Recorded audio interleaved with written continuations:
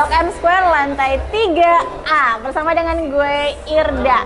Dan kita hari ini bertemu sama Mas Riza Satyagraha. Beliau adalah seorang kolektor action figure dan juga pegiat komunitas koleksi mainan. Dan juga pendiri dari Saka Production, benar ya? Betul. Betul, Mas Riza. Nah, Mas Riza ini Saka Production itu apa? Itu event organizer ya? Iya, betul. Ya, yang fokusnya mengadakan acara pop culture, baik dari Jepang maupun juga Amerika.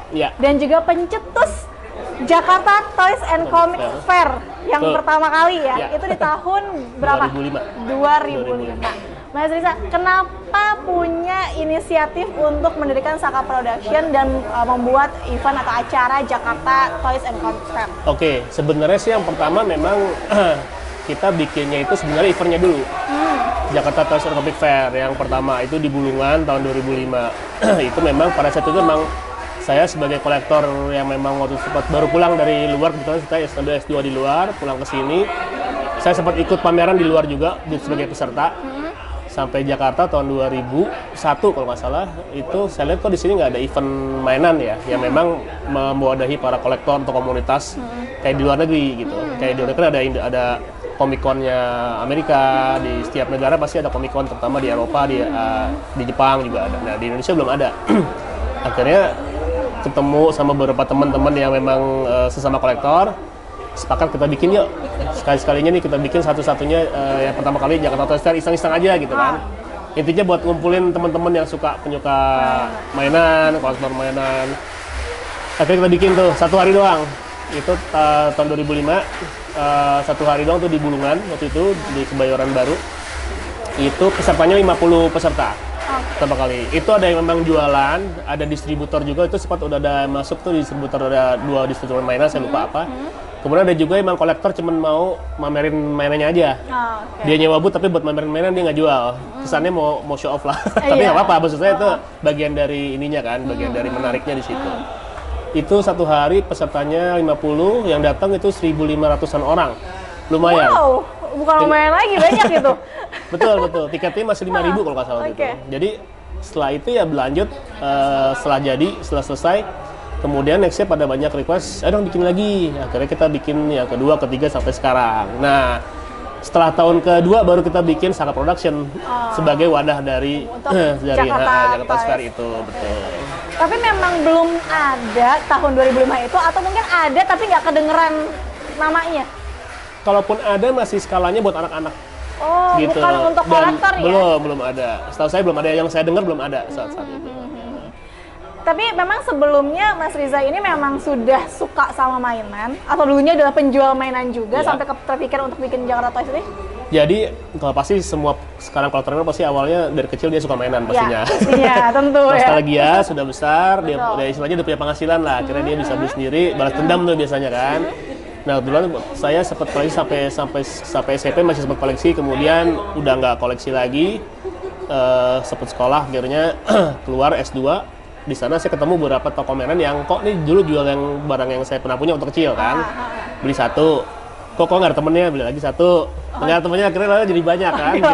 Koleksi ya, jadi banyak, terus dengan kondisi keterbatasan dana di sana, ini gimana nih kalau gue mau beli lagi tapi dananya terbatas. Ya udah, gue jual deh beberapa yang sama atau yang memang udah bosen kan. Kita ngikut ke pameran di sana. Ada event kolektor di sana, ikut sebagai peserta. Jualan. Terus sempat ikut 3 kali waktu itu. Kemudian kali di Australia itu, waktu di Melbourne ya. Sempat ikut 3 kali, jualan, terus kok jadinya barangnya bisa berlipat-lipat nih. Karena ada barang yang kita beli, terus kita jual lagi. Ada untungnya, kita beli lagi, akhirnya kita pulang ke sini kok barangnya lumayan banyak. Nah akhirnya setengah saya jadi koleksi, setengahnya saya jual. Ada kita bikin cuma di rumah kok, di pavilion di rumah depan kita bikin cuma toko kecil aja di rumahan. Lumayan tuh waktu itu. Saat itu masih zamannya iklanbaris.com. Belum ada IG, belum ada marketplace kan. Jadinya dari situ aja akhirnya ketemu teman-teman Kopi Darat. Ya udah akhirnya berlanjut sampai sekarang. Nah, tadi kan Mas Riza cerita kalau pertama kali Jakarta Toys and Comic Fair ini pesertanya hanya 50 orang. 50 orang dengan menghadirkan pengunjung sampai 1.500. Ya.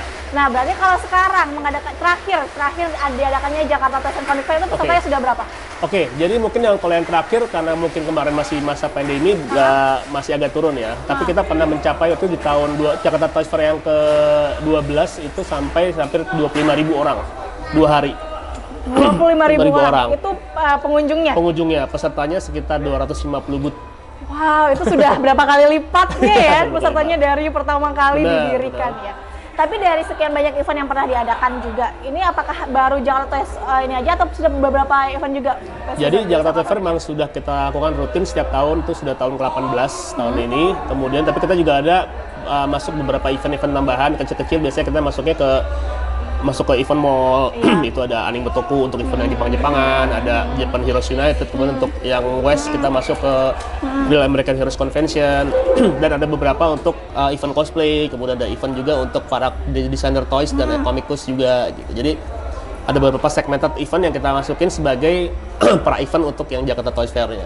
Oke. Dari sekian banyak event yang pernah diadakan sama Saka Production ini, pernah nggak sih mengadakan kolaborasi atau kerjasama gitu kan sama kolektor-kolektor dari luar negeri atau dari Indonesia yang memang mereka ini banget sama mainan? Biasanya kalau untuk kita di sini memang kita sering kerjasama juga. Kalau untuk IO juga sama IO saya juga supporting Indo Comic Con ya. Indo Comic Con kita juga support sebagai Saka. Kemudian juga untuk event beberapa event lain kayak seperti kemarin AVA juga kita juga support. Nah, dan biasanya kalau Toys Fair kita sering juga ngundang cosplay guest dari luar, guest star cosplay. Yang waktu itu ada beberapa sebelum pandemi itu banyak kita undang, sering kali setiap tahun ada pasti. Malah sering juga berkunjung dulu sampai 2 orang ke kampung mainan sebelumnya, tahun-tahun awal-awal. Tapi kalau misalnya tadi kan cerita kalau itu target marketnya itu pertama kali mengadakan Jakarta Toys and Comic Fair itu kan untuk para kolektor mainan. Iya. Nah kalau sekarang apakah sudah lebih luas lagi atau tetap masih orang-orang? Untuk mayoritas pasti untuk kolektor mainan tetapnya, untuk pecinta pop culture ya. Tapi tetap kita juga open untuk pasti kan dia ada punya keluarga, punya anaknya. Istilahnya kita berusaha meracunin juga yang lain.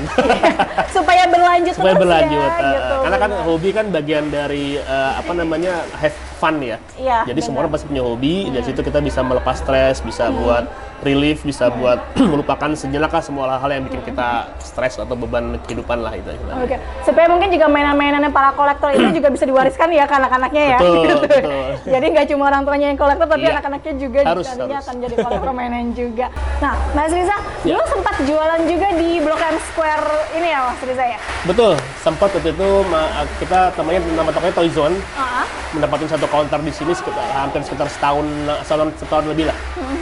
Nah ini sekarang sudah katanya reborn nih kampung mainan kan, hadir kembali. Nah dengan hadirnya kembali ke kampung mainan ini, pendapatnya Mas Riza gimana? Wah pastinya surprise banget dan senang banget. Kenapa? Karena akhirnya kampung mainan yang tadinya sebagai destinasi untuk para kolektor dari luar kota, luar negeri, malah juga mereka bela-belain ke Jakarta pasti akan ke kampung mainan. Benar. Ada lagi nih yang tadinya mungkin close karena mungkin pandemi, karena sebelumnya ada masalah apa, tapi setengahnya bisa reborn. Moga-moga kedepannya bisa terus menambah store-nya, menambah komunitasnya juga, bisa kumpul di sini dan bisa jadi destinasi lagi, jadi komunitasnya bisa ngumpul di sini semua. Amin. Semoga semuanya sukses bisa kembali seperti semula ya, Mas Riza. Dan makin gede pastinya. Oke, terakhir kali ya Mas Riza ya, sekali lagi deh. Jakarta Toys and Comic Fair rencananya akan diadakan lagi kapan? Untuk 2023 sudah kemarin. Awal Maret di Smesco. Nanti baru kita tahun depan lagi pasti biasa di awal bulan Maret. Di awal bulan Maret. Jadi kampungers kalau mau nantinya jadi peserta atau mau juga mengunjungi, jangan lupa ya terus nantikan kabar kapan Jakarta Toys and Comic Fair akan diadakan lagi bulan Maret tahun depan. Irda pamit, bye.